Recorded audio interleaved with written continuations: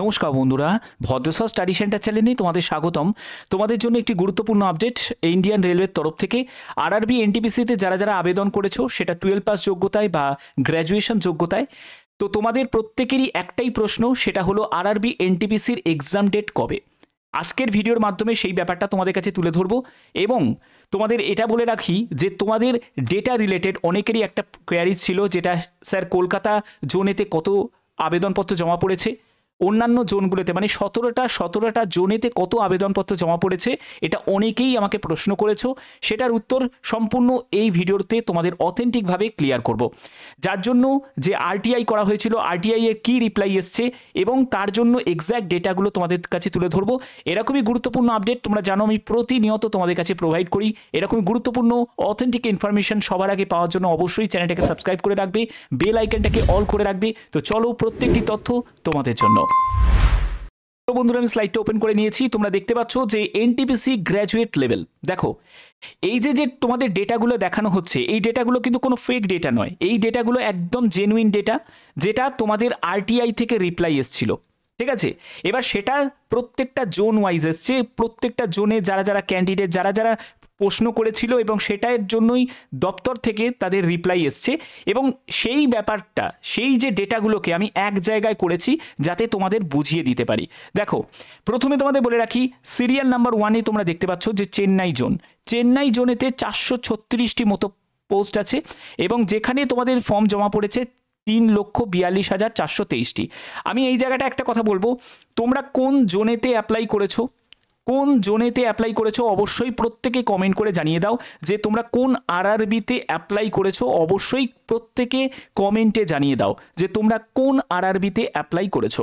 ঠিক আছে, তো এর পরবর্তী হচ্ছে বিলাসপুর। সেখানে 649টি পোস্ট আছে এবং 4,51,240টি মতো ফর্ম জমা পড়েছে। চণ্ডীগড় জোনে 410টি মতো শূন্যপদ আছে, 3,72,994টি মতো ফর্ম জমা পড়েছে। তারপরে 4 নম্বরে হচ্ছে আমেদাবাদ, 516টি মতো শূন্যপদ আছে, 4,08,083টি মতো ফর্ম জমা পড়েছে। শিলিগুড়িতে 40টি মতো শূন্যপদ আছে, 23,085টি মতো তোমাদের আবেদন জমা পড়েছে। জম্মুতে 145টি মতো শূন্যপদ আছে, 69,574টি মতো ফর্ম জমা পড়েছে। মুম্বাইতে 827টি মতো তোমাদের শূন্যপদ ছিল এবং 6,69,979টি মতো ফর্ম জমা পড়েছে। দেখো, যে জোনেতে বা যে আরআরবিতে শূন্যপদ কম, সেখানে কম তোমাদের আবেদনপত্র জমা পড়েছে। এবার আমরা পরবর্তী দেখে নেব। পরবর্তী হচ্ছে এই সব জোনগুলো, যেখানে দেখো পাটনা জোনেতে 111টি মতো তোমাদের শূন্যপদ ছিল, 54,573টি মতো ফর্ম জমা পড়েছে। রাঁচিতে 322টি মতো শূন্যপদ, 1,20,665 মতো ফর্ম জমা পড়েছে। ব্যাঙ্গালোরেতে 496টি মতো শূন্যপদ ছিল, 2,20,373 মতো ফর্ম জমা পড়েছে। সেকেন্দ্রাবাদে হচ্ছে 478টি মতো শূন্যপদ ছিল, 3,69,413টি মতো শূন্যপদে ফর্ম জমা পড়েছে। এবং কলকাতাতে দেখো 1,382, কলকাতা হচ্ছে সব থেকে বেশি শূন্যপদ ছিল। ঠিক আছে, তো সেক্ষেত্রে কলকাতায় ফর্মও জমা পড়েছে বেশি, 10,27,983টি মতো ফর্ম জমা পড়েছে। মুজাফফরপুরেতে তোমাদের 12টি মতো শূন্যপদ ছিল, 11,167 মতো ফর্ম জমা পড়েছে। প্রয়াগরাজে 227টি মতো শূন্যপদ, 2,75,646টি মতো ফর্ম জমা পড়েছে। এর পরবর্তী আমরা দেখব, এর পরবর্তী হচ্ছে তোমাদের আজমের জোনেতে দেখো 132টি মতো শূন্যপদ, 1,08,46টি মতো ফর্ম জমা পড়েছে। ত্রিবন্ধপুরম, সেখানে 174টি মতো শূন্যপদ, 1,13,567টি মতো ফর্ম জমা পড়েছে। এবং গোরাখপুরে 129টি মতো শূন্যপদ, 1,11,461টি মতো তোমাদের ফর্ম জমা পড়েছে। এবার দেখো, এটা তো গেল হচ্ছে গ্র্যাজুয়েট লেভেলে। গ্র্যাজুয়েট লেভেলে টোটাল ফর্ম জমা পড়েছে 58,40,861 মতো।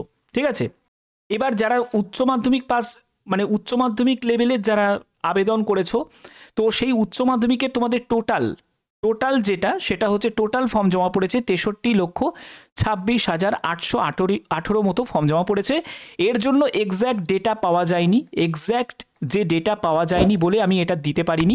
তবে ফর্ম যেটা জমা পড়েছে, টোটাল ফর্ম জমা পড়েছে, যেটার জন্য আমি অলরেডি একটা ভিডিও দিয়েছিলাম, যেখানে তোমাদের আরটিআই এর রিপ্লাই এসছে যে টোটাল ফর্ম জমা পড়েছে 12 পাস লেভেলের জন্য 63,26,818। ঠিক আছে, তো অর্থাৎ বুঝতে পারছো একদম সম্পূর্ণ ডেটা ওয়াইজ তোমাদের কাছে ক্লিয়ার করলাম।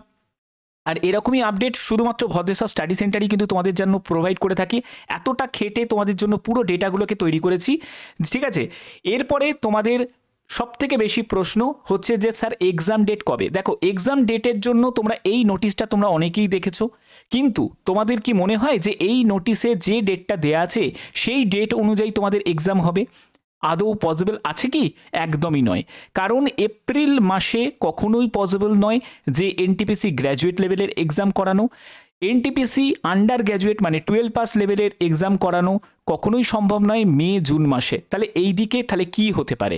তো চলো এই ভিডিওর মাধ্যমে সেই ব্যাপারটা তোমাদের কাছে একদম ডিটেলসে ক্লিয়ার করব।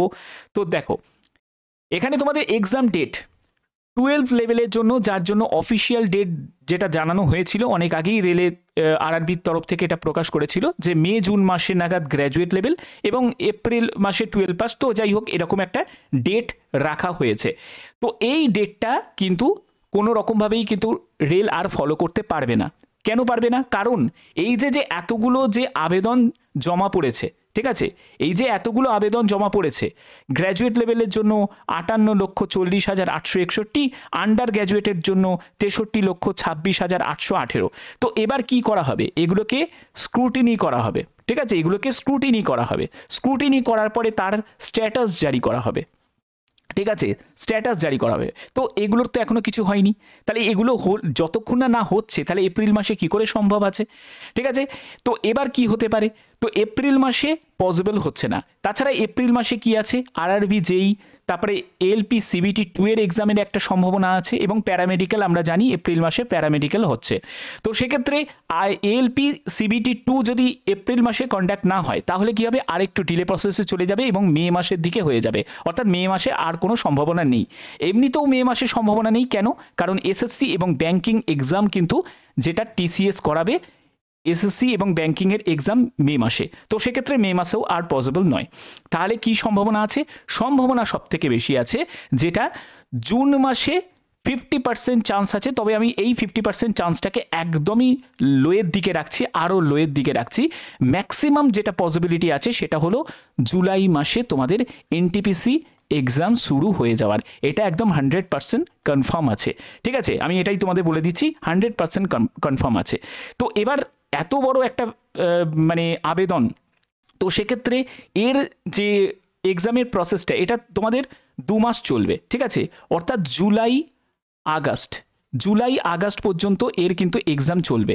তো সেক্ষেত্রে যারা যারা এর জন্য প্রস্তুতি নিচ্ছ তারা আরও ভালোভাবে প্রস্তুতি নাও। সময় এখনও হাতে আছে। এই সুযোগকে কোনো রকমভাবে হাতছাড়া করা যাবে না। কারণ এরপর থেকে কিন্তু আর কোভিডের জন্য তোমাদের যে সুযোগটা দেওয়া হয়েছে, 3 বছরের যে এক্সটেনশন তোমাদের এজ লিমিটে দেওয়া হয়েছে, সেটা কিন্তু আর পাবে না। তার জন্য যাদের ওভারেজে যে একটা ক্যান্ডিডেট আছো তারা কিন্তু অবশ্যই ভালোভাবে প্রস্তুতিটা নিতে থাকো, এখনও হাতে সময় আছে। এবং তোমরা অবশ্যই কমেন্টে জানিয়ে দিও যে কোন আরআরবিতে তুমি অ্যাপ্লাই করেছো। অবশ্যই কমেন্টে প্রত্যেকে জানাবে যে তুমি কোন আরআরবিতে অ্যাপ্লাই করেছো, 12 পাস লেভেল বা গ্র্যাজুয়েট লেভেল কোন আরআরবিতে অ্যাপ্লাই করেছো, প্রত্যেকে কমেন্ট করে জানাও। আর বাদবাকি তোমাদের জন্য যাবতীয় যা আপডেট আসবে সবার আগে সেই আপডেট আমি পৌঁছে দেবো। শুধু জিডিএস নয়, রেলওয়ে থেকে শুরু করে যে কোনো আপডেট সবার আগে পাওয়ার জন্য, অথেন্টিক ইনফরমেশন সবার আগে পাওয়ার জন্য অবশ্যই চ্যানেলটাকে সাবস্ক্রাইব করে রাখবে, বেল আইকনটাকে অল করে রাখবে। এখনের মতো এটুকুই, টাটা।